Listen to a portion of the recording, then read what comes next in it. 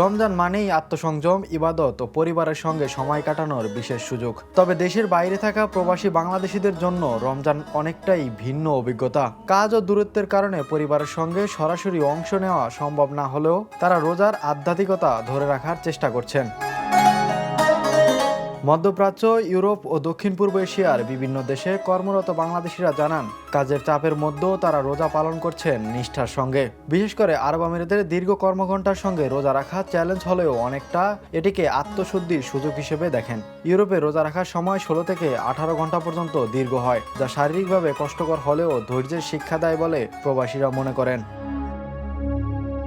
পরিবারের সান্নিধ্য না থাকলেও সহকর্মী ও বন্ধুদের নিয়ে ছোট পরিসরে ইফতার আয়োজন করছেন অনেকেই। মসজিদ ভিত্তিক ইফতার মাহফিল ও তারাবির নামাজ প্রবাসীদের জন্য এক ভিন্ন মিলন মেলা তৈরি করছে। এসব আয়োজন একাকিত্ব কমায় এবং রমজানে ধর্মীয় অনুভূতি ধরে রাখতে সাহায্য করে।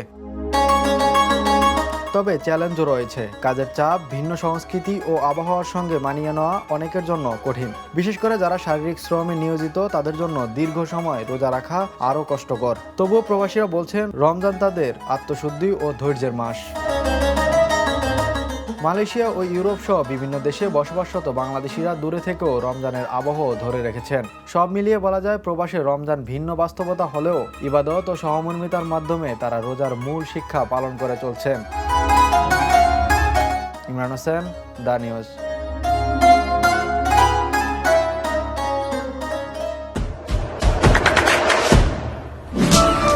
দেশে দেশে সবার সাথে দ্য নিউজ।